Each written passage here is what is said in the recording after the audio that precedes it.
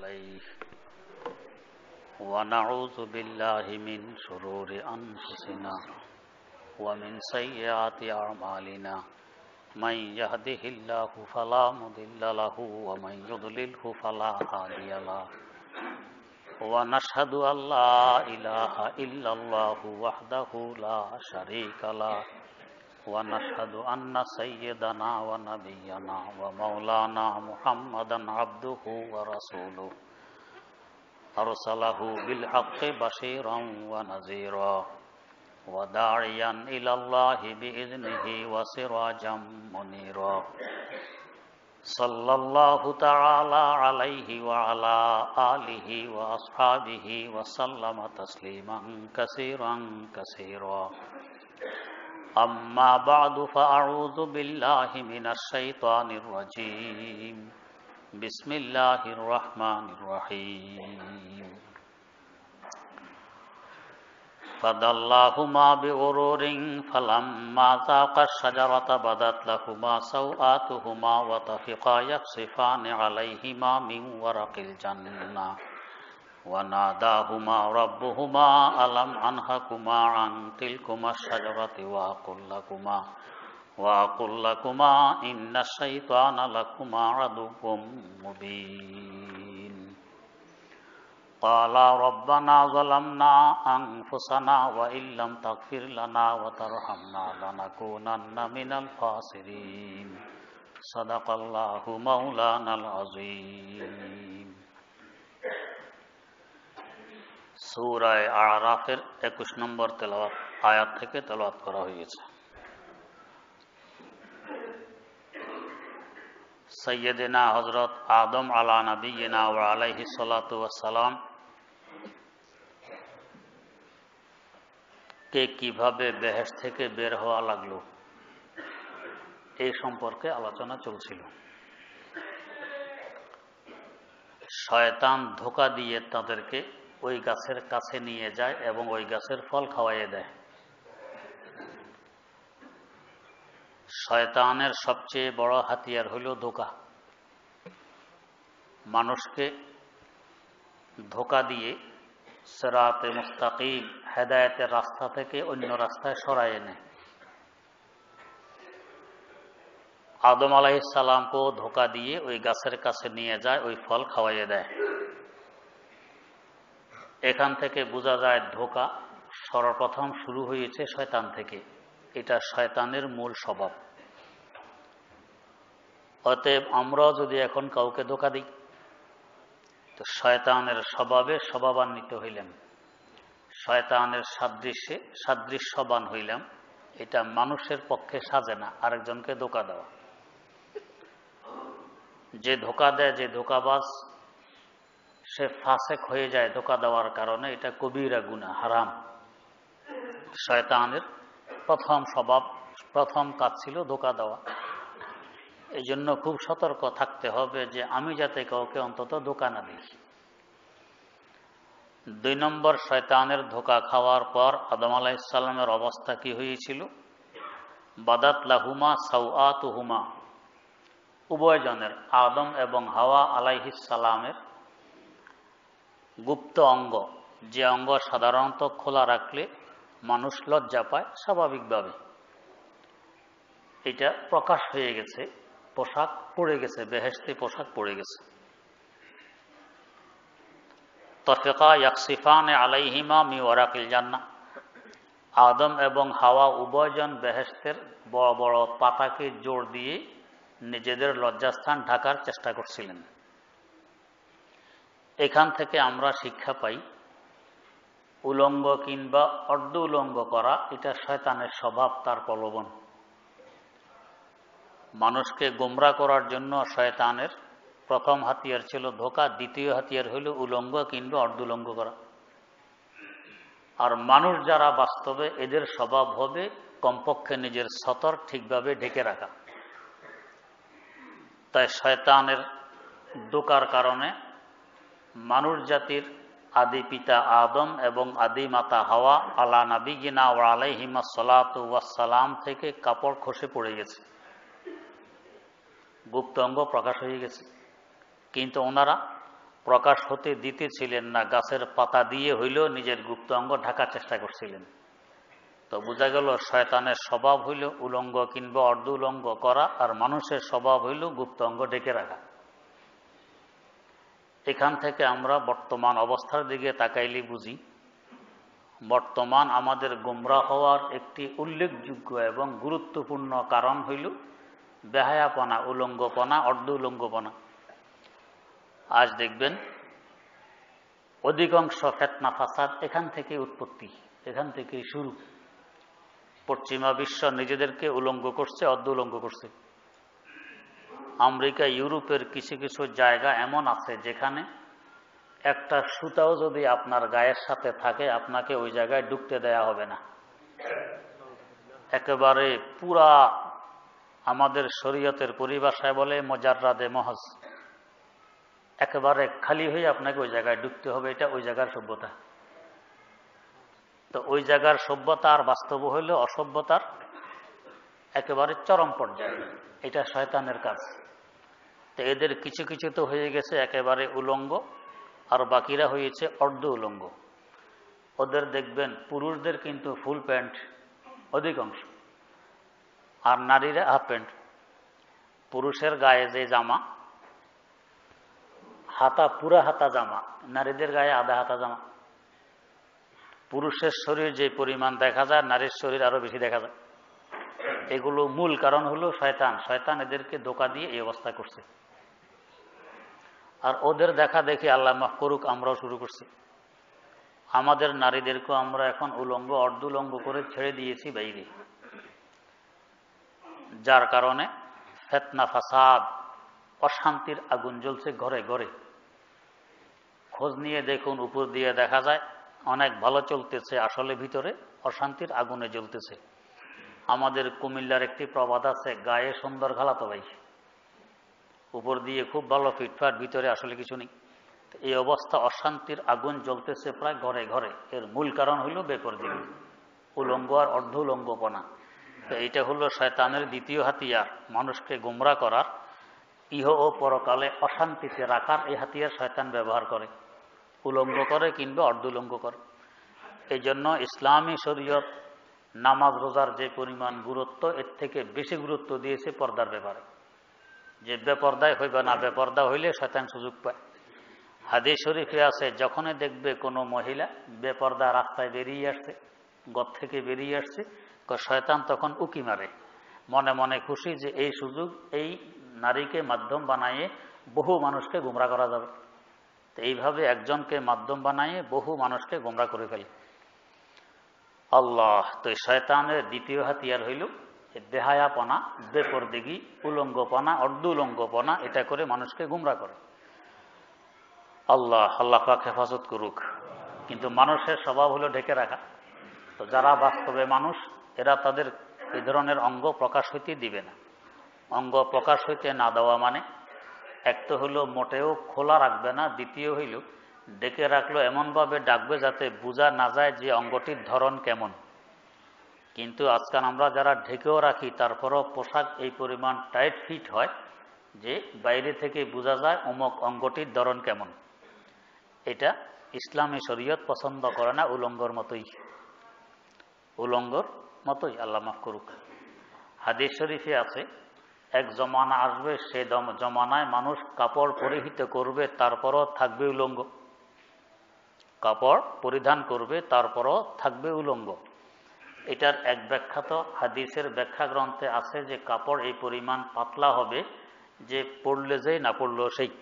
বরং এই পাতলা কাপড় পরিধান করার কারণে আকর্ষণ আরো বাড়বে, মানুষ আরো বেশি গুমরা হবে। আর এখন তো দেখা যায় না, পাতলা কাপড় লাগে না, মোটা কাপড় পরিহিত অবস্থায় উলঙ্গ। আজকাল দেখবেন প্যান্ট পরে কি অবস্থা, এটা নিচের দিকে নামাইতে নামাইতে এই পরিমাণ নামায়।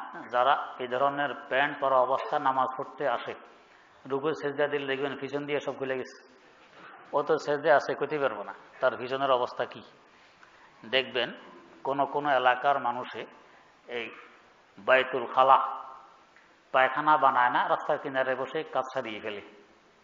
তো এরা যে রাস্তার কিনারে বসে, যখন কোনো পথিক ওই দিক দিয়ে যাওয়া আরম্ভ করে, এরা মাথা নিচের দিকে নামায়। তার মানে যাতে পথিক না দেখে। কিন্তু মাথা নিচের দিকে নামাইলে যেই অঙ্গটা না দেখার সেটা আরো ভালো করে দেখা যায় না? মাথা যত নিচে নামাবে ওই অঙ্গ তত উপরের দিকে উঠবে, তা আরো দেখা যায়। তো মাথা নামানো মানে কি? ভালো করে দেখো, আমি তো খুলিয়ে রাখছি আর উঠাইয়ে রাখছি, ভালো করে দেখো, আরো মুশকিল। তো ঠিক এখন এই ধরনের প্যান্ট কত মোটা কাপড়ের, কিন্তু এই প্যান্টগুলো পাতলা কাপড়ের নয়, মোটা কাপড়ের, কিন্তু এই পরিমাণ নিচা করে বানায় যে এখন সেজদা গেলে, রুকুতে গেলে বা একটু উপর হইলে পিছন দিয়ে সব দেখা যায়। আল্লাহ মাফ করুক। তাইলে এই হাদিস ১৫০০ বছর আগের প্রমাণ হইল যে পাতলা কাপড়ও পরিধান করা লাগবে না, মোটা কাপড় পরিহিত অবস্থায় মানুষ উলঙ্গ থাকবে। তাই হইতেছে এখন নাভি থেকে নিয়ে হাঁটু পর্যন্ত, হাঁটুর নিচ পর্যন্ত, নাভির নিচ থেকে নিয়ে হাঁটুর নিচ পর্যন্ত এটা সতর, এটা খোলা যাবে না কোনো মানুষের সামনে। কিন্তু এখন আমরা যে প্যান্ট পরিহিত করি নাভি থেকে আর অন্তত ৪-৬ আঙ্গুল নিচে, তো সতর খুলিয়ে রাখলাম। আল্লাহ মাফ করুক। এইটা হলো শয়তানের দ্বিতীয় হাতিয়ার, মানুষকে গোমরাহ করার, পথভ্রষ্ট করার। এই হাতিয়ারগুলো আমরা নিজেরা গ্রহণ করতেছি আর মানুষ গোমরাহ হচ্ছে দলে দলে। আল্লাহ মাফ করুক। তো তাহলে বাস্তবে যারা মানুষ, আমাদের আদি পিতা এবং আদিমাতার স্বভাব কোরআনের ভাষায় তাফিকা ইয়াকসিফানে আলাইহিমা মিন ওয়ারাকিল জান্নাহ, যে বেহেশতি পোশাক তো খসে পড়ে গেছে শয়তানের ধোকায় পড়ার কারণে, কিন্তু তারপরে যেহেতু ওনারা মানুষ, রুচিশীল মানুষ, এই জন্য এই অঙ্গগুলো খোলা রাখতে দেননি। বেহেশতের বড় বড় পাতাকে জুড়ে জুড়ে নিজের ওই অঙ্গগুলো ঢাকার চেষ্টা করছেন, ডেকে রাখছেন। ওয়ানাদাকুমা রব্বুহুমা আলাম আনহাকুমা আন তিলকুমা শাজারা ওয়া আকুল লাকুমা ইন্নাশ শাইতানা লাকুমা আদুউম মুবিন। আল্লাহ রাব্বুল আলামিনের আদেশ অমান্য করল প্রথমভাবে, তাও আল্লাহ রাব্বুল আলামিনের দৃষ্টিতে আদেশ অমান্য। কিন্তু বাস্তবে যদি আমরা একটু গভীরভাবে তাকাই, পিছনে যে যুক্তিগুলো গেছিল, যে হইতেই তো পারে যে আল্লাহ পাক খাইতে নিষেধ করছেন কতদিন। যেমন ধরেন আমাদের কারো খুজলি বিচি, আল্লাহ মাফ করুক, খুজলি, তা এখন ডাক্তার ওষুধ দেওয়ার পরে বলছে যে ভাই আপনাকে বাস খেতে হবে। কি বাস? বেগুন, কচু, ইলিশ মাছ, পুঁটি মাছ, বোয়াল মাছ, চিংড়ি মাছ, গরু গোস্ত, হাঁসের গোস্ত, কবুতরের গোস্ত, এগুলো খাইতে পারবেন না, নিষেধ। আচ্ছা বলেন তো এই নিষেধাজ্ঞা কতদিন চলবে? সারা জীবন? না খুঁজলি ভালো হওয়া পর্যন্ত? ভালো হয়ে গেলে তো নিষেধাজ্ঞা উঠে যাবে অটোমেটিক, নাকি আবার ডাক্তার কাছে যেতে হবে, ডাক্তার সাহেব খুঁজলি তো ভালো হয়েছে, এবার কি এগুলো খাওয়া যাবে? যাওয়ার দরকার নেই, ভালো হয়ে গেলে সবাই বোঝে এখন খাওয়া যাবে। তো বাস কতদিন? যতদিন রোগ আছে ততদিন। তা আল্লাহ রাব্বুল আলামিন ওই গাছের কাছে যাইতে, ওই গাছের ফল খাইতে নিষেধ করছেন, তাহলে কতদিন করবেন? শয়তান যুক্তি দিল যতদিন তোমার পাকস্থলী নতুন, দুর্বল, হজমি শক্তি দুর্বল, অতদিন। এখন তো তোমার বয়স হয়ে গেছে, পাকস্থলী মজবুত, হজমি শক্তি বেড়ে গেছে, এখন খাইলে আর নিষেধ নেই। তখন খাইলে হয়তো পেটের অসুখ বা কোনো সমস্যা হইতো, এখন নিষেধ নেই। এটা তো যুক্তিরই কথা। তো আদম আলাইসাল্লাম এই হিসাবে যদি খাইয়া থাকেন, তো এটা তো আসলে নাফরমানি হয়নি, এটা বুঝের ভুল হইতে পারে বেশির থেকে বেশি। তেমনি ভাবে আল্লাহ রাব্বুল আলামিন খাইতে নিষেধ করছেন, শয়তান যে ধোঁকা দিল যে এটা খাইলে তুমি ফেরেশতা হয়ে যাবে, অথবা এটা খাইলে আবাদুল আবাদ পর্যন্ত জিন্দা থাকবে আর তোমার মৌত হবে না, বেহেশত থেকে বের হওয়া লাগবে না, তো হয়তো উনি এই খেয়াল করেও খাইতে পারে। এটা এত বেশি দোষের কিছু নয়, কিন্তু আল্লাহ রাব্বুল আলামিন রাগান্বিত হইলেন আমাদের কল্পনার বাইরে। কেন এত রাগান্বিত হইলেন? কারণ কি? যদিও বাস্তবে দোষটি অনেক ক্ষুদ্র, খুব ছোট্ট, দোষ না হওয়ার মতো, তারপরও আল্লাহ পাক এত ক্ষুব্ধ হইলেন, এত রাগান্বিত হইলেন। কারণ আল্লামা রুমি রহমতুল্লাহ আলাই মুসনবী শরীফে একটি দৃষ্টান্ত দিয়েছেন এই ঘটনাকে বোঝানোর জন্য। উনি বলতেছেন, কয় দেখো একটা চুল, 1 ইঞ্চি লম্বা ধরে একটা চুল বা আরো ছোট একটা চুল যদি আপনার গায়ে পড়ে, টের পাইবেন? ব্যথা পাইবেন? ব্যথা পাবেন না, কিছুই হবে না। কিন্তু এই চুলটা যদি চোখে পড়ে, এই চুলটা অন্য অঙ্গে পড়লে হয়তো টেরও পাইতেন না, টের পাইলেও ব্যথা পাইতেন না, মোটেও না। কিন্তু এই চুল যেটা অন্য অঙ্গ পড়লে টের পাওয়া যায় না কিংবা ব্যথা পাওয়া যায় না, ওই চুল যদি চোখে পড়ে, মনে হয় যেন একটা পাহাড় ঢুকে পড়ছে চোখে, যে পর্যন্ত এটাকে বের করা না যাবে এ পর্যন্ত শান্তি নেই, একটা পাহাড়। তো হযরত রুমি বলেন, তো আদম আলাইহিস সালামের যেটুকু সমস্যা হয়েছে এটাই চুল পরিমাণ, এটা এত মারাত্মক কিছু নয়, কিন্তু চুলটা পড়ছে যায় কোথায়? ঘরচে আদম বুদ গুনা কো রোস্তাবুদ লেকে আমো দর্দ দিদা রোস্তাবুদ বুদ আদম দিদা এ নূরে কাদিম মোয়ে দর্দিদা বুয়াদ কো হে আজিম মোয়ে দর্দিদা বুয়াদ কো হে আজিম। দেখো আদম আলাইহিস সালাম তো আল্লাহ রাব্বুল আলামিনের কুদরতি চক্ষু, তো ওই চোখের মধ্যে এই চুল পরিমাণ গুনাহ করছে, যার কারণে পাহাড় তুল্য ধারণ করছে, পাহাড়ের মতো অবস্থা ধারণ করছে। এই জন্য আল্লাহ পাক তো ক্ষুব্ধ হইলেন। ক্ষুব্ধ তো হইলেন হইয়া বললেন কি যে আদম এখন আর বেহেশতে থাকা যাবে না, বের হইতে হবে, বেহেশতে থাকা যাবে না, বের হইতে হবে। বের করে দিলেন। কিন্তু এই অবস্থা আল্লাহ রাব্বুল আলামিনের রহমত, তার দয়া, তার মায়ার অবস্থা দেখেন আল্লাহ পাক কি করলেন। বের করে দিলে আমরা যদি কাউকে বের করে দিতাম, প্রচন্ড শীত, এখন যাকে বের করে দিলাম ঘর থেকে, সে যদি বলে শীতে আমার কষ্ট হচ্ছে, আমি কষ্ট পাচ্ছি, আমরা বলতাম মর, কেন কথা শুনলি না, এখন মর, দুয়ার খোলা যাবে না, আমরা এইভাবে বলতাম।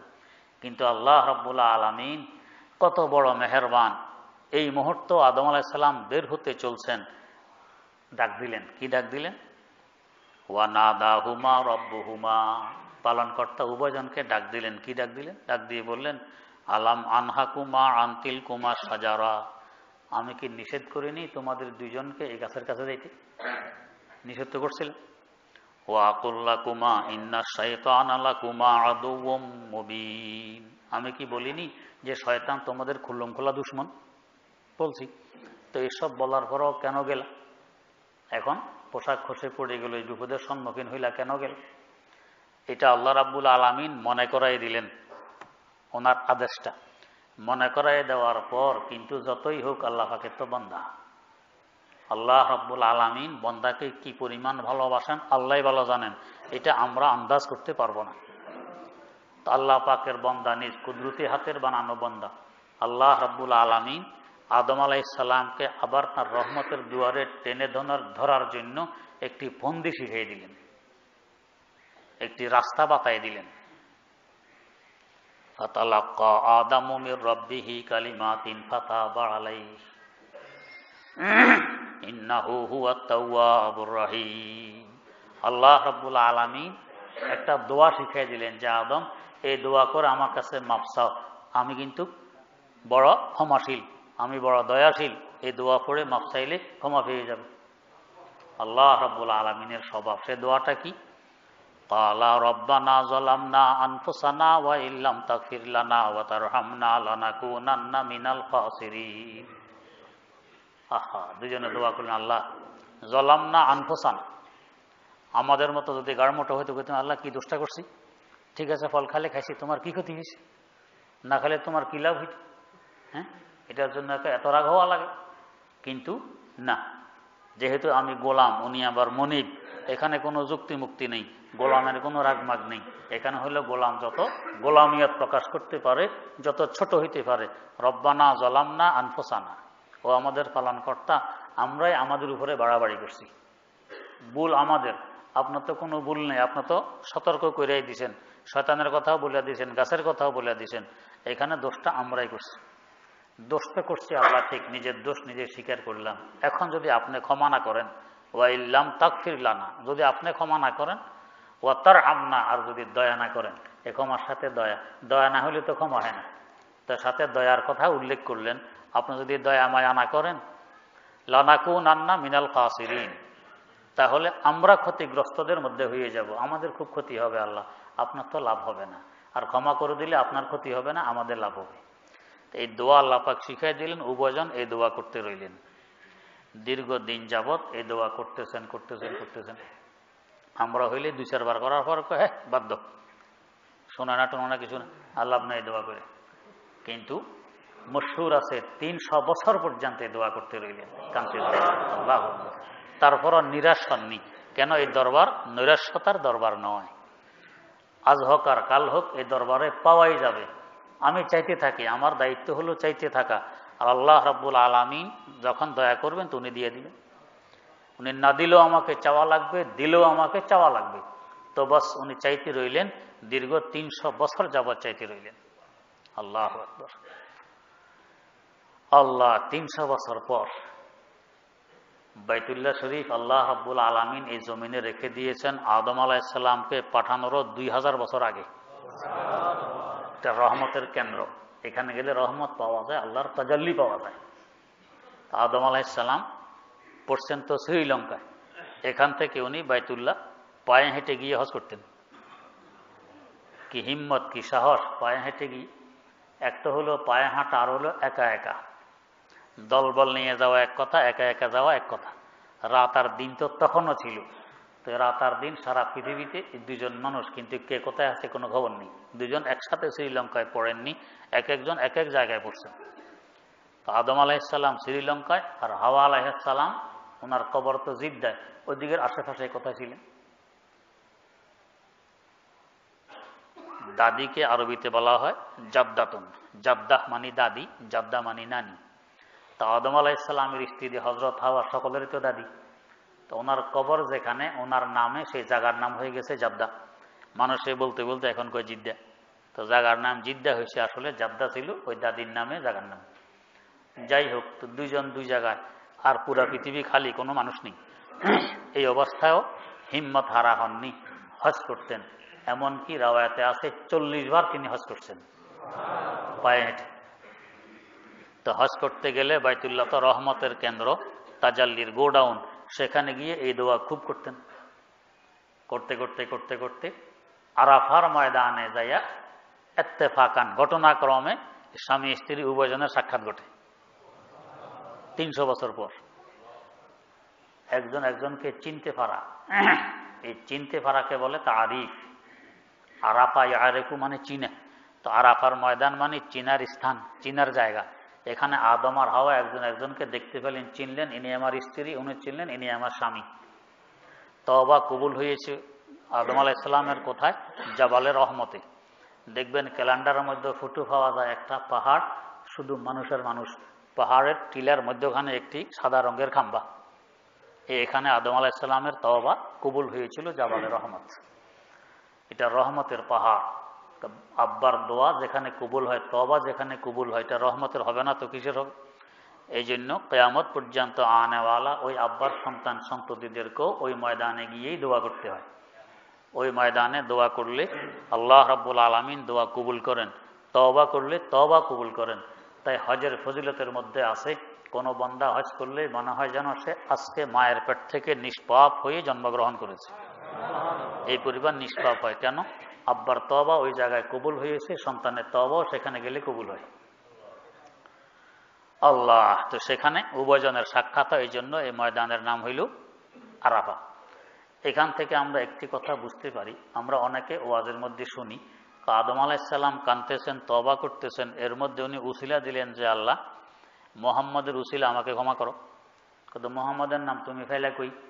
আল্লাহ আমাকে যখন সৃষ্টি করছো তখন দেখছি তোমার নামের সাথে আরেকজনের নাম, সেটা ছিল লা ইলাহা ইল্লাল্লাহ মুহাম্মাদুর রাসূলুল্লাহ। এই যে নাম যে তোমার নামের সাথে দেখছি, নিচে সে একটা কিছু হবে, না হলে কি তোমার নামের সাথে তার নাম আসতো? ওই নামের উসিলায় দোয়া করাতে দোয়া কবুল হয়েছে।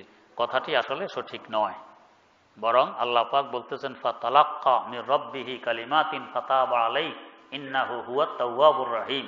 আল্লাহ রাব্বুল আলামিন দোয়া শিখাই দিয়েছেন, সেই দোয়াটি ছিল রব্বানা যালামনা আনফুসানা। এটার বরকতে আদম আলাইহিস সালাম ক্ষমা পাইছেন, এ কারো উসিলায় নয়।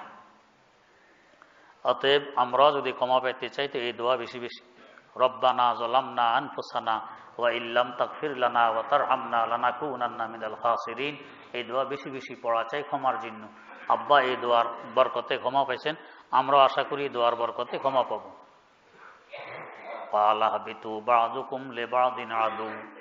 আল্লাহ পাক বললেন বেহেশত থেকে নেমে যাও, ইহবিতু। আরবিতে হুবুত বলা হয় নিচে নামাকে, আর উপরে ওঠাকে বলা হয় সউদ। আল্লাহ পাক আদম আলাইহিস সালামকে বললেন কি ইহবিতু, নিচে নামো। তো নিচে নামতে হলে আগে উপরে থাকতে হয়, আসিয়ে নিচে, তো নিচে নামবো কিভাবে? তো আদম আলাইহিস সালামকে যখন নিচে নামতে বললেন, বোঝা গেছে তিনি উপরে ছিলেন। ছিলেন তো বেহেশতে, তো বোঝা যায় বেহেশত উপরে। কত উপরে? আল্লাহ রাব্বুল আলামিন ২৭তম পারা সূরা ওয়ান নাজমের মধ্যে বেহেশত কত উপরে বলেছেন।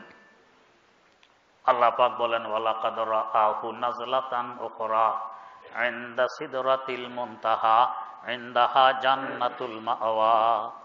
বেহেশত, জান্নাতুল মাওয়া, আশ্রয়স্থল কোথায়? সিদরাতুল মুনতাহার কাছে। সিদরাতুল মুনতাহা হইল উপরে। কত উপরে? সপ্তম আকাশেরও উপরে। আন্দাজ করুন কত উপরে। ওই দিন জুমায় যে বলছিলাম আমাদের থেকে আকাশ কত উপরে, এইভাবে ৭ আকাশের পরে সিদরাতুল মুনতাহা, এত উপরে হলো জান্নাত। তাফসিরে মাআরিফুল কোরআনে উল্লেখ আছে আমাদের জান্নাতের ছাদ আর আরশে মুআল্লার তলা হইল এক, এত উপরে। তো আল্লাহ রাব্বুল আলামিন এত উপরে থাকতে দিলেন। কেন এত উপরে থাকতে দিলেন? আল্লাহ রাব্বুল আলামিন আদম আলাইহিস সালামকে তো সৃষ্টি করেছেন বন্ধু হিসেবে। তো বন্ধুকে থাকতে দেয় দূরে না কাছে? কাছে। তো আল্লাহ রাব্বুল আলামিন তার কাছে থাকতে দিলেন, যেন একেবারে আরশে মুআল্লার তলার নিচে, মানে কুদরতি কদমের নিচে থাকতে দিলেন, এত কাছে। এটা বন্ধুত্বের দাবি পূরণ করলেন, কাছে থাকতে দিলেন। কারোর সাথে যখন গভীর বন্ধুত্ব সৃষ্টি হয় তো উভয় বন্ধুর চাহিদা যে আমি বন্ধুর কাছে থাকি, আর এই বন্ধুরও চাহিদা এই বন্ধু আমার কাছে থাকুক, এটা চাহিদা। তো আল্লাহ রাব্বুল আলামিন আদম আলাইহিস সালামকে কাছে থাকতে দিয়ে এই চাহিদা পূরণ করলেন, পরিচয় দিয়ে দিলেন তুমি আমার বন্ধু, আমি তোমার বন্ধু, এই জন্য কাছে থাকার ব্যবস্থা। এখন প্রশ্ন তো নামাই দিলেন যে এটা তো বন্ধুত্বের দাবির পরিপন্থী। বন্ধুত্বের দাবি তো ছিল সবসময় কাছেই থাকি, নামাই দিল। এটারও একটা রহস্য আছে। সে রহস্য হইল, বন্ধু যদি সব সময় বন্ধুর কাছে থাকে তাহলে কাছে থাকার মর্ম বোঝে না, কাছে থাকার স্বাদ বুঝে আসে না, কাছে থাকার গুরুত্ব বুঝে আসে না, কাছে থাকার মজা বুঝতে পারে না। হ্যাঁ, যদি বিচ্ছেদ ঘটে মাঝে মধ্যে, বিচ্ছেদের পর পুনরায় যখন মিলন ঘটে তখন বুঝে আসে যে কাছে থাকার স্বাদ কত। বিচ্ছেদ ছাড়া মিলনের স্বাদ বুঝে আসে না। রাত যদি না থাকতো তো দিনের কদর বুঝতাম না, আর দিন যদি না হইতো রাতের মর্ম বুঝতাম না। ইকবাল মরহুম তাই বলছিলেন, গো সারা পা কাইফে ইশরাত হায় শরাবে জিন্দগি, গো সারা পা কাইফে ইশরাত হায় শরাবে জিন্দগি, अश्क भी रखता है दामन में सहाबे जिंदगी, मौज गम पर रक्स करता है हबाबे जिंदगी, है आलम का सूर भी जुज़्वे किताबे जिंदगी, है आलम का सूर भी जुज़्वे किताबे जिंदगी। কয় দেখো, মানুষ যখন খুব বেশি বিপদে পড়ে, চতুর্দিক অন্ধকার, কোনো রাস্তা নেই বিপদে, দেখবে তখন সে হাসবে। খুব বিপদে পড়লে হাসে। কেন হাসে? অটোমেটিক তার মুখে তখন হাসি আসে আল্লাহর পক্ষ থেকে। তার এই হাসিটা ভূমিকা সুসংবাদ বহন করে কিসের? তোমার এই বিপদ বিপদ নয়, সামনে সুপদ আসতেছে। এই দুঃখ দুঃখ নয়, সামনে সুখ আসতেছে। ইন্না মাআল উসরি ইউসরা, এখন বিপদে পড়ছ, সামনে দেখবে কিভাবে সুখী পড়ব। আবার যখন মানুষ খুব খুশিতে হাসা আরম্ভ করে, খুব বেশি হাসে, তখন দেখবে চোখের কোঠায় পানি বেরিয়ে আসে। কেন পানি বেরিয়ে আসে? এই পানি ভূমিকা, এই পানি সংবাদ বহন করে তোমার এই খুশি খুশি নয়, সামনে আবার দুঃখ আসতেছে, সামনে আবার দুঃখ আসতেছে।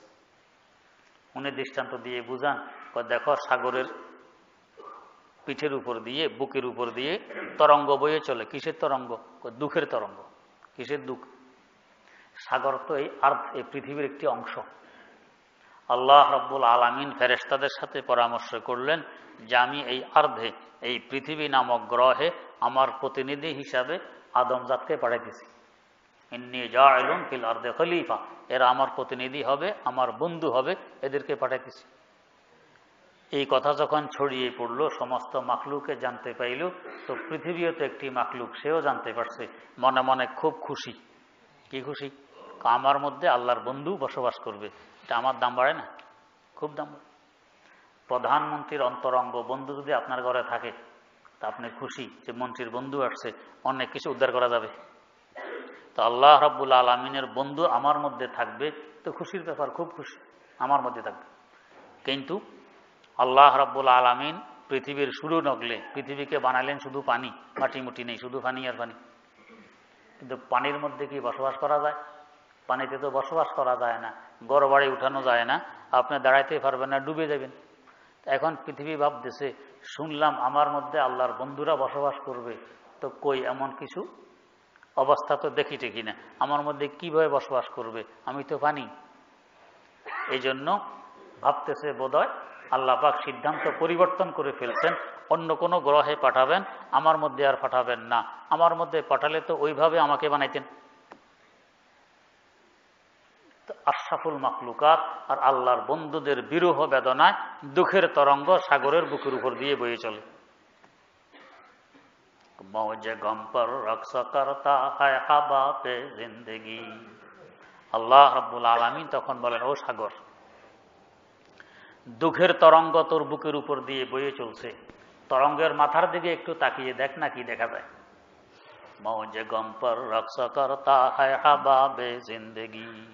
তরঙ্গের মাথায় দেখবেন পানির বুটকি, পানির বুদবুদ, এরা যেন খিলখিল করে হাসে, আর এর উপরে যখন সূর্যের কিরণ পড়ে তো হাসি আরো ফুটে ওঠে।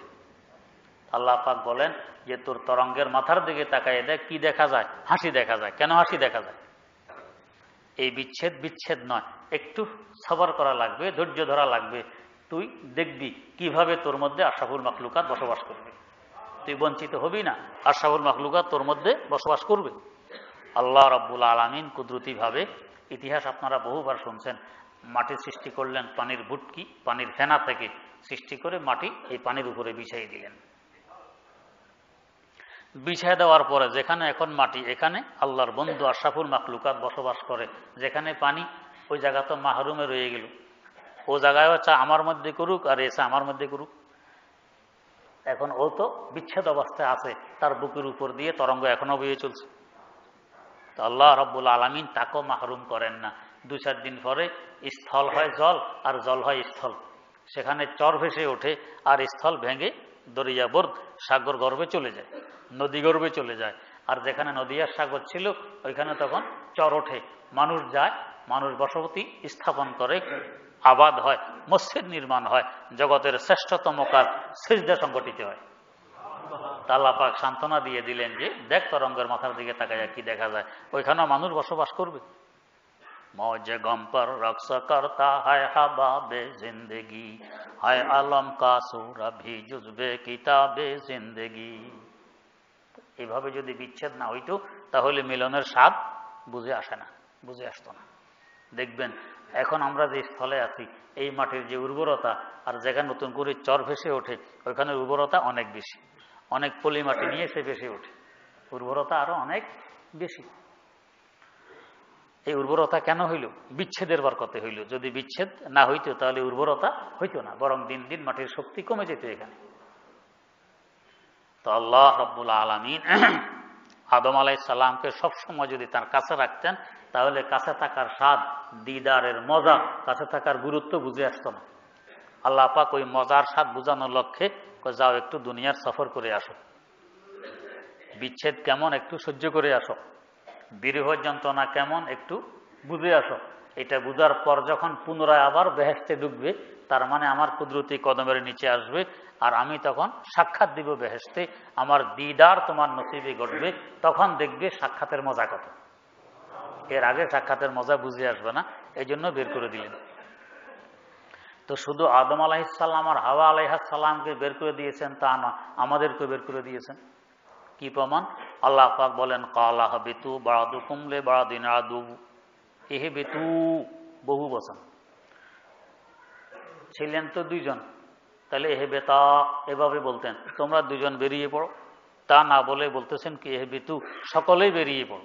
এই সকলকে, তো এই সকল হইল আদম আর হাওয়ার সাথে আওলাদে আদম সহকার, আমরা সন্তান সন্ততিরা একসাথে সব বেরিয়ে পড়ো। তার মানে আব্বা আম্মার সাথে আমরাও বেহেশতে ছিলাম, না থাকলে আমাদেরকে বের হওয়ার হুকুম কিভাবে দেন? এহেবেতুর আওতাভুক্ত আমরা নাও থাকতে পারি, হইতে পারে আদম, হাওয়া এবং শয়তান। 3 জন হইলে তো বহু বচন হয়, 3 জনকে বের হইতে বলছেন, এই জন্য বহু বচন ব্যবহার করছেন।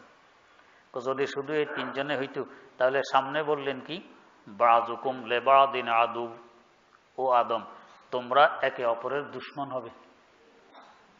তো বের হওয়ার কথা বললেন আদম আর হাওয়াকে, একে অপরের দুশমন হবে।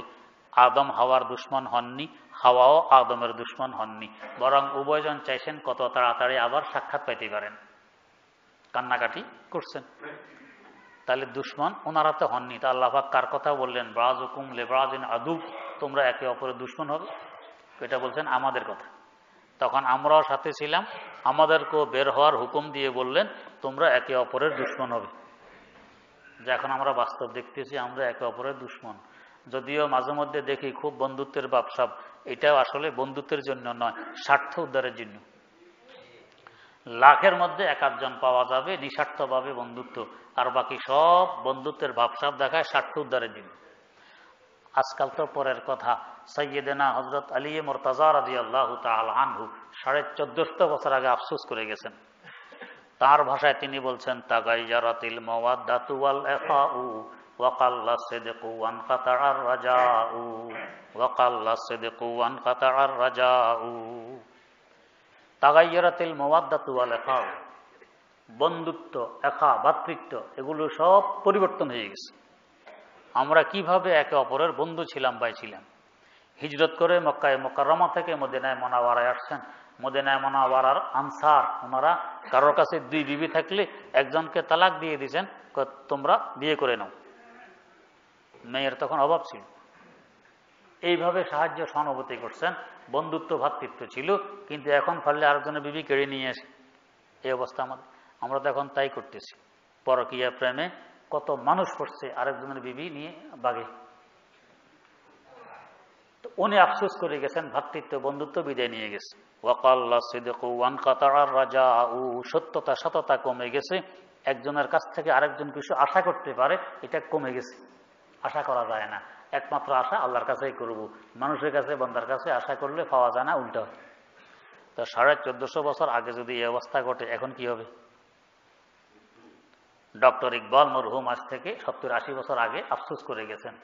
তার ভাষায় তিনি বলছেন, আদম আদম কা নয়ে দৌর মে গম খার নেহি, আদম আদম কা নয়ে দৌর মে গম খার নেহি, आके इंसान को इंसान के गमखार करें, दोस्त ज़ाहिर जो चमन के हैं वो बातन में आदू, जिंदगी उनकी चमनजारों में दुश्वार करें, जिंदगी उनकी चमनजारों में दुश्वार करें।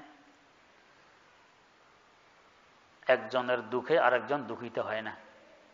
এখন অবস্থা হইল একজনের দুঃখে আরেকজন দুঃখিত হয় না। আমার সামনে মারা যাইতেছে, আমার মধ্যে কোনো ব্যথা সৃষ্টি হয় না। কারো মধ্যে হইলেও সেই ব্যথা প্রকাশ করতে পারতেছে না, সাহায্যের জন্য এগিয়ে আসতে পারতেছে না, আসলে বিপদে পড়তেছে। এখন একটা লোক এখানে মারা যাইতেছে, আপনার তার সাহায্যের জন্য আসলে আপনাকে অ্যারেস্ট করবে। এরকম ঘটনা তো এই দেশে ঘটছে। বাপার ছেলে অ্যাক্সিডেন্ট করছে, ছেলে মারা গেছে, পুলিশ এসে বাপকে অ্যারেস্ট করে থানায় নিয়ে গেছে। বিশ্বাস করেন। এখন এমনি তার বিপদ, ছেলে মারা গেল, এর উপরে আরেক বিপদ, সে এখন বন্দি, সে এখন থানা, আর ছেলে হাসপাতালে মর্গে পোস্টমর্টম করবে। হায় হায় হায়, এই তো হইল আমাদের দেশের মানবতা। আমাদের দেশ না, সারা বিশ্বে একই অবস্থা, আল্লাহ মাফ করুক। তো এখন আদম আদম কা নায়ে দাওর মে গমখারও নেই, একজনের ব্যথায় আরেকজন ব্যতীত হয় না, অথচ মূল মানবতা এইটা। এক বুজুর্গ বলতেছেন, मैं तू वहाँ कुतुबे ज़मा शुद, मैं तू वहाँ शुद गौ से वक्त, मैं तू वहाँ कुतुबे ज़मा शुद, मैं तू वहाँ शुद गौ से वक्त, हर चे खाही मैं तू वहाँ नहीं शुद बजुज इंसान शुदन। तो তুমি যদি রিয়াজত মুজাহাদা করো, সাধনা করো, তো গাউস কুতুবও হইতে পারো, কিন্তু মানুষ হওয়া ভিন্ন জিনিস। हर चे खाही मैं तू वहाँ नहीं शुद बजुज इंसान शुदन, মানুষ হওয়া ভিন্ন জিনিস। তো কাকে বলে মানুষ হওয়া? আগে বুজুর্গ উত্তর দিতেছেন, চিস্তে ইনসানি তো পিদম দরগা মে হামসায়েগা, চিস্তে ইনসানি তো পিদম দরগা মে হামসায়েগা, আসসমো মে নজদ দরবাগে এদন বেরিয়া শুদান, আসসমো মে নজদ দরবাগে এদন বেরিয়া শুদান। মানবতা কাকে বলে? মানবতা বলে আরেকজনের ব্যথায় ব্যথিত হওয়াকে, আরেকজনের দুঃখে দুঃখিত হওয়াকে মূল মানবতা বলে। এমনকি তিনি দৃষ্টান্ত দেন, যে যদি নজদের মধ্যে কোনো মানুষ বিষ পান করে বিষের যন্ত্রণা ছটফট করতেছে, আর তুমি বসবাস করতেছ ভূস্বর্গ এডেনে, সংবাদ পাইছ যে নজদের এক লোক বিষের তাড়না কষ্ট পাইতেছে, তোমার মধ্যে যদি অনুভূতি সৃষ্টি হয় যে আহা আমার একটা ভাই কষ্ট পাইতেছে, আহা তাকে কি করে এই কষ্ট থেকে উদ্ধার করা যায়, আর কিছু করতে পারো আর না পারো, দুই হাত তো তুলতে পারো।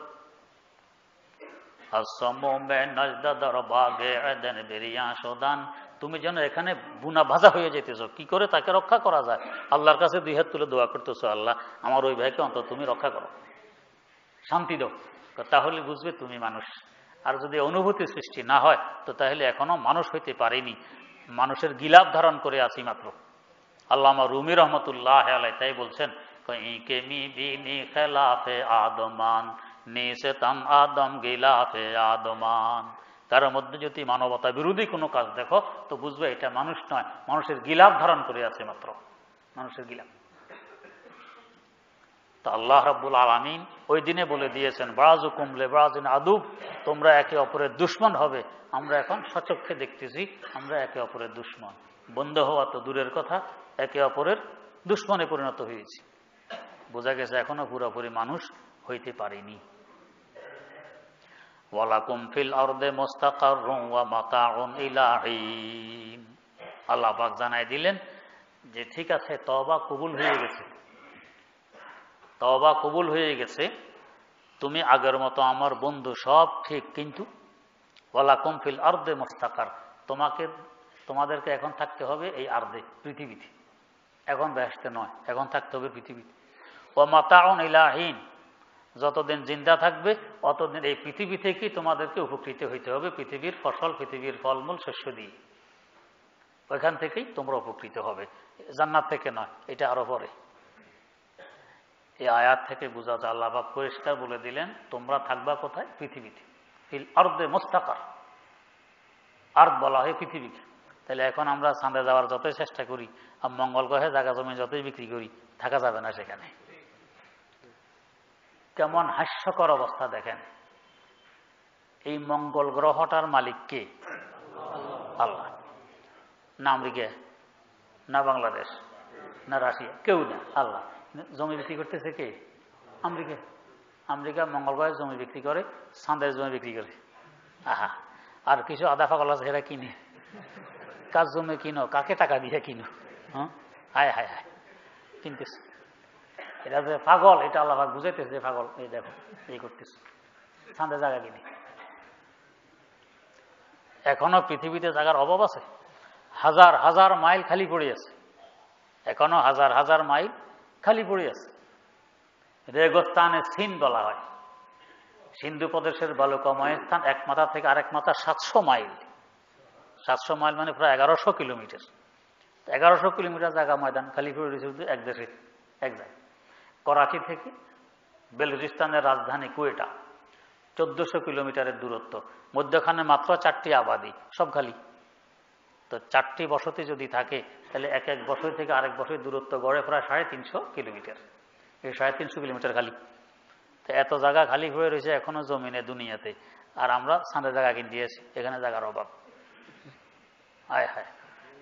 এখন এই কথাটা কেউ মুখের বাইর করলো না যে আমেরিকা তুমি বেচো কি হিসাবে? চাঁদে তো আমেরিকা যেতে পারে না, গেছে তো রাশিয়া। চাঁদে গেছে রাশিয়া, জমি বিক্রি করে আমেরিকা। অন্তত যে গেছে হেও যদি করতো যে আমি গেছি প্রথম। আমরা যখন ছোট ছিলাম তো আমাদের গ্রামে একটি বিশাল ময়দান ছিল, 16 একর। ময়দানটি ছিল বাস্তবে আমাদের পূর্বপুরুষ হযরত মোল্লা দেওয়ান শাহ রহমতুল্লাহ আলাইহির তৎকালীন জমিদাররা ওনাকে দিয়ে গেছেন ওনার খানকার লোকজনদের থাকার জন্য। কিন্তু ওনার আওলাদরা দুনিয়া বিমুখ ছিলেন বিদায় এটা আবাদ করেনি, এটা খালি পড়ে থাকত। পরে এটা সরকারি খিল হিসাবে, অথচ কাগজপত্রে লেখা ছিল পীর প্রতীক। যাই হোক, তো বিশাল খিল, এটার মধ্যে মানুষ গরু চড়াইতো, খেলাধুলা করতো, ওয়াজ মাহফিল হইতো, বর্ষাকালে মাছ ধরতো, অনেক কিছু। তো এই যে গরু চড়াইতো মানুষ, তো গ্রামের কিছু লোকজনেরা, কিছু ছেলেপেলেরা গোবর কুড়াইতো, গোবর, গরুর গোবর, এগুলোকে শুকাইয়া ওই জ্বালানোর কাজে ব্যবহার করে, অথবা এগুলোকে স্তূপ দিয়া পরে বিক্রি করে, মানুষ ক্ষেত খামারে ব্যবহার করে, গোবর কিনে নিয়ে। গোবর বেচা কিনে হইতো আমাদের এলাকায়, এখন আর হয় না। তো এখন এই যে গোবর অনেক ছেলেরা টুকরি নিয়ে নিয়ে গোবর কুড়ায়। তো এক গরু মাত্র পায়খানা করতেছে, এখন কয়েকজনে মিলি দৌড় ওই গোবর নেওয়ার জন্য। এখন মালিকানা কার? এই যে গরু, যে সেখানে গরুর পায়খানা করলে বলে লাদে, এই যে গরুর লাদলু, গরুর পায়খানাকে বলে লাদা, আর মানুষের পায়খানাকে বলে গু। তো এই যে লাদা, এটা কার? মালিকানা কার? তো এখন যে আগে পৌঁছতে পারে, যেহেতু আমি আগে পৌঁছছি, এটা এখন আমার। এখন কয়েকজন একসাথে পৌঁছে, এখন মীমাংসা কিভাবে হবে? আমরা ছোট ছিলাম, দেখতাম, তো বলতো কি, আমি গরুর লাদার আগে, পায়খানার আগে লেজ তোলা দেয়। হ্যাঁ, আমি লেজ তোলা দিতে আগে দেখছি। এখন কে আগে দেখছে কে পরে দেখছে এটা তো আর সাক্ষীমুখী নেই, কারণ কে আগে পৌঁছছে এটা তো দেখা যায়। মানে পৌঁছছে তো 3-4 জন একসাথে, কিন্তু আগে দেখছে কে সাক্ষী নেই। এখন সবাই দাবি আমি আগে দেখছি লেজ তোলা দিতে দাবি। তার মানে আগোয়ালার হক বেশি, এটা বুঝাইতে চায়। তো ঠিক আছে, চাঁদে রাশিয়া গেছে, এই হিসাবে হের হক হইতে পারে। হে যদি বিক্রি করতো তো একটা কথা, যে রাশিয়া আগে গেছে, নীল আর্মস্ট্রং আর তার সাথী, তাহলে এরা বিক্রি করে। তো গেছে রাশিয়া, বিক্রি করে আমেরিকা, আর আমরা কিছু কিনতেছি। আল্লাহ মাফ করুক। আল্লাহ, কিছু আগে পেপারে দেখলাম জায়গা কিনছে কিছু, কোন কোন দেশের কোন কোন লোকেরা কিনছে, হেগো নামটাম সহ দিছে, জায়গা কিনে চাঁদের। কিন্তু আল্লাহ পাকের এই কথার দ্বারা বোঝা যায়, ওয়ালাকুম ফিল আরদে মুস্তাকার, তোমাদের থাকার ব্যবস্থা হবে আর্ধে, মানে পৃথিবীতে, অন্য গ্রহে হবে না, সেখানে গেলে থাকতে পারবে না। ওয়া মাতাউন ইলা হিন, তোমরা উপকৃত হবে এই পৃথিবী থেকে। বুঝা গেছে? ওইখানে গিয়ে সেখানে দান চাউল, পেঁয়াজ রসুন ডাইল এগুলো সেখানে হবে না, সেখানে গিয়ে না খাইয়ে মরতে হবে গেলে। দুনিয়া থেকে খাবার নিয়ে গেলে কয়দিন থাকা যাবে? এক অবরোধে চিটাং থেকে ঢাকায় আসা যায় না, ঢাকা থেকে চিটাং আসা যায় না, পেঁয়াজের কেজি 80 টাকা, 100 টাকা, 110 টাকা কয়েকদিনের অবরোধে। আর এই হাজার হাজার মঙ্গল গ্রহ হইল 22 কোটি কিলোমিটার দূর, আর চন্দ্রের হিসাব দেখে ভিন্ন। কোনো বিজ্ঞানীরা বলে 2.5 লক্ষ মাইল, কোনো বিজ্ঞানীরা বলে 20 লক্ষ মাইল। যাই হোক, 2.5 লক্ষ দূরই সবচেয়ে কম। তো চিটাং আর ঢাকা হলো মাত্র এই 200 কিলোমিটার রাস্তা। এখানের অবরোধে পেঁয়াজের কেজি 100 টাকার উপরে হয়। আর এই 2.5 লক্ষ কিলোমিটার যদি কেউ অবরোধ দিতে পারে, রাশিয়া যদি বলে যে আমি গেছি আগে, আমার পক্ষ থেকে অবরোধ, কে যাও চাঁদে দেখালেই, তাইলে অবস্থা কি হবে? না খাইয়ে মরা লাগবে। এগুলো সব পাগলের প্রলাপ, কামাখায় চাঁদে যাবে আর মঙ্গল গ্রহে যাবে। কত টাকা ব্যয় করতেছে এর পিছনে, যে সেখানে জীবিকা নির্বাহের কোনো ব্যবস্থা আছে কিনা, চিন্তা ফিকির কত কিছু ব্যয় করতেছে। এই টাকা যে দুনিয়ার গরিব দুঃখের পিছনে ব্যয় করতো, আর অনেক সুখে শান্তিতে থাকতে পারতো এখানেই। যখন এই পৃথিবীর জায়গা শেষ হবে তখন অন্য চিন্তা করতে এক কথা, এখনো তো এই জায়গা শেষ হয়নি। বরং যারা সেখানে যাইতেছে, রাশিয়ার জায়গায় তো বেশি, দুনিয়ার বেশিরভাগ জায়গায় তো রাশিয়ার, হেগো জায়গায় অনেক খালি হয়ে রয়েছে, আমেরিকার জায়গা বহু খালি হয়ে রয়েছে। তো এগুলো আগে পূরণ করো, এরপরে যায় অন্য চিন্তা, আগে অন্য চিন্তা করে।